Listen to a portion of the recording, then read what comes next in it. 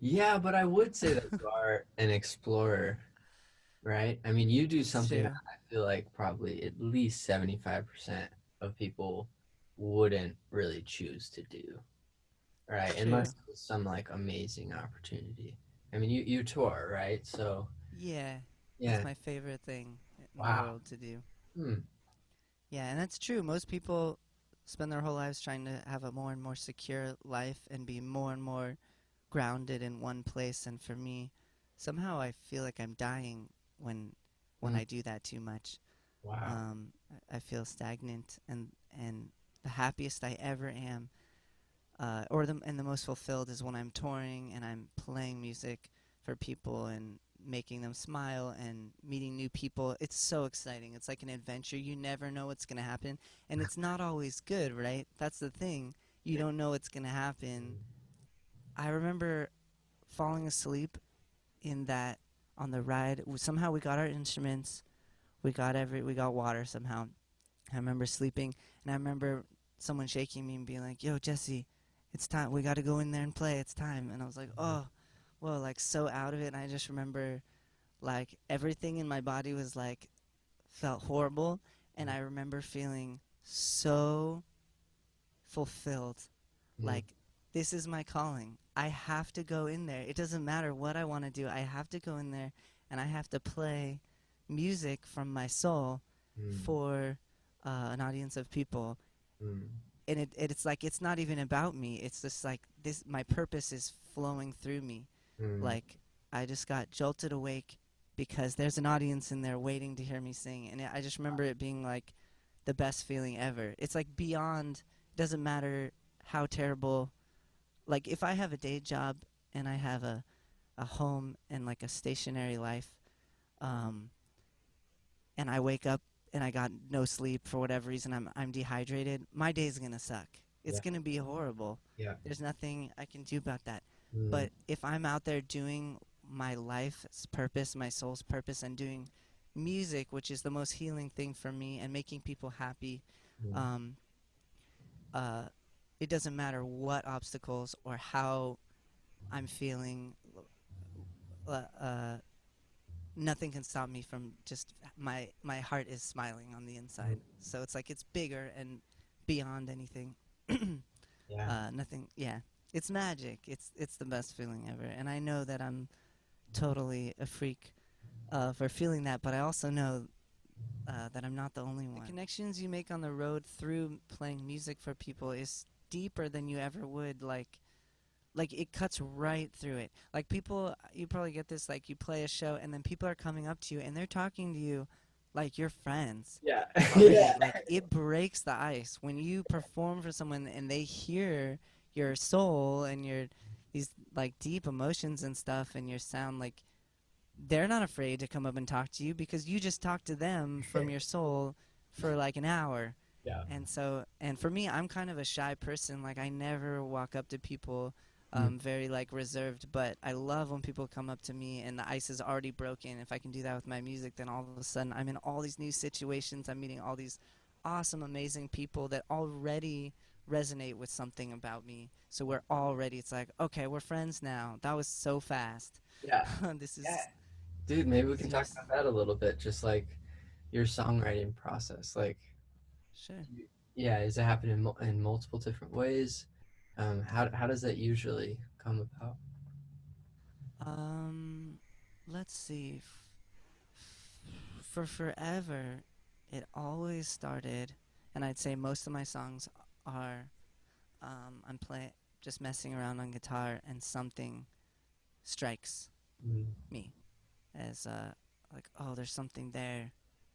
I just felt something from that, and then I would start like playing with that and singing a melody over it, and then usually 9 times out of 10, some words just pop into my head that I wasn't even consciously thinking about, and they usually stay in Mm. the song.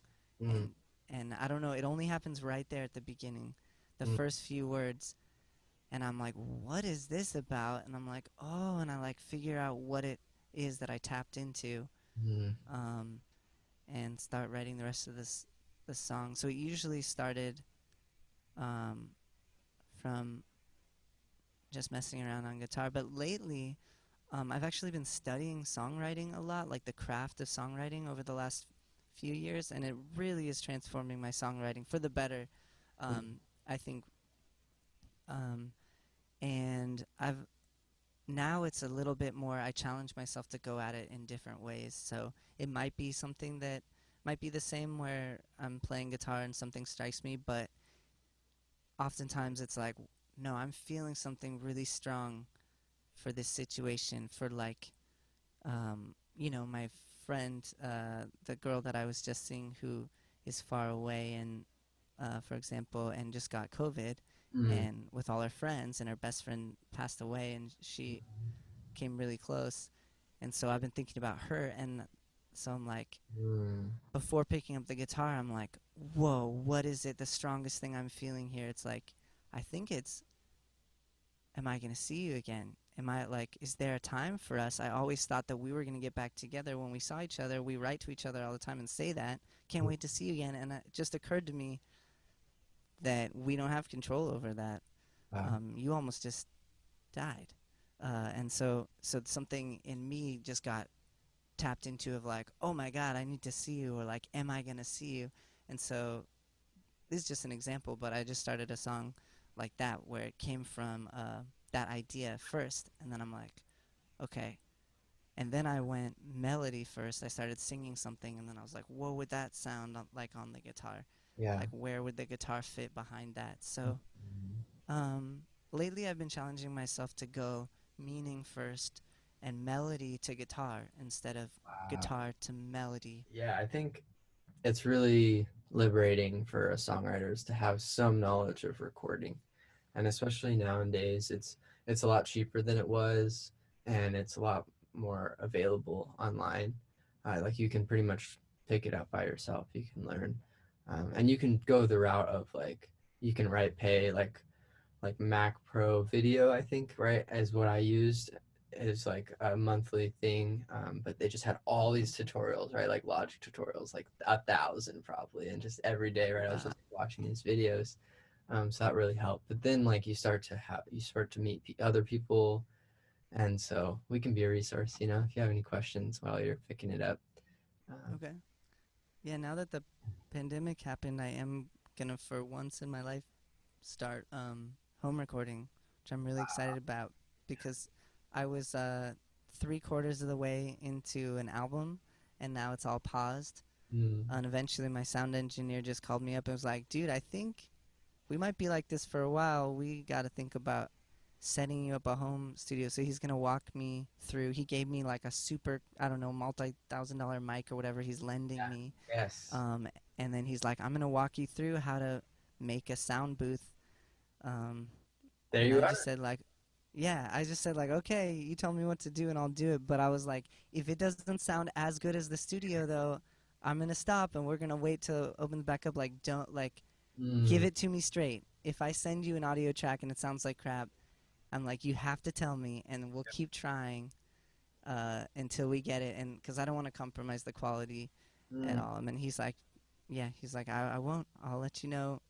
It sounds like crap. Everything you try until it doesn't, till it sounds good. So yeah, I'm gonna jump into that world of recording. It's like we're musicians and we like to make art, but then also there's this other aspect of it is like actually we're also like our own bosses, mm, and we have goals and things and tasks, mm, and for how beautiful it all centers around that beautiful meditative moment of like fullness or whatever you want to call it of songwriting yeah. or singing, right? And that's beautiful, but there's a lot that goes around supporting that and making that be able to be our lifestyle, Mm, and a lot of it is up here. Where do I place this microphone to get it good, or I need to edit this, and like and all this stuff, and it's hard to it's a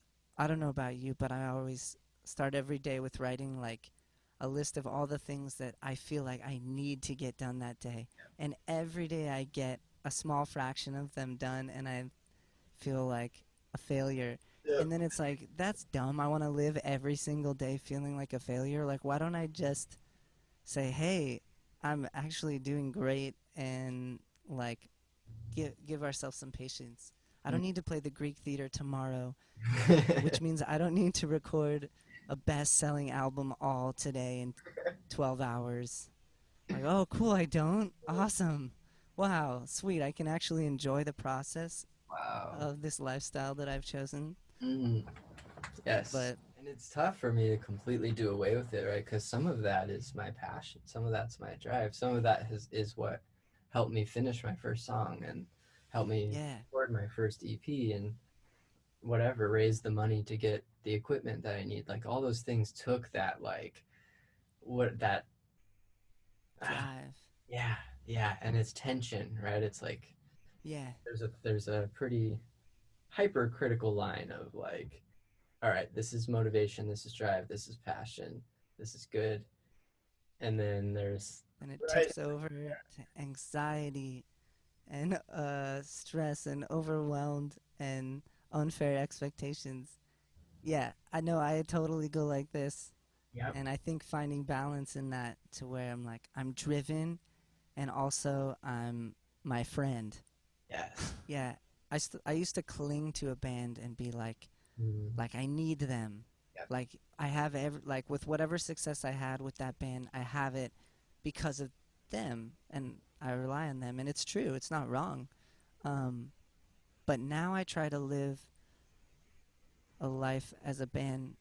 This combo is gonna appeal to like the 1,000% of people out there who are who are singers, who have a band leaders or whatever. But to that one audience, I feel like this is gonna be really, this combo is like so interesting and so important. But like, yeah, for me, uh, I try to live it like thinking about how any band member could leave anytime tomorrow, unless it's like the date is confirmed and it's next week. But after they get through whatever dates that we confirmed, Yep. committed, then it's like they can say no to any upcoming date at any time.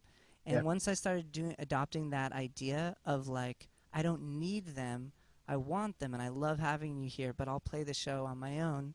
It'll Yes. be better if you're there. But Yep. once I adopted that idea, I feel like I started um, treating bandmates like not taking them for granted Yes. anymore and valuing them for every second that they are there.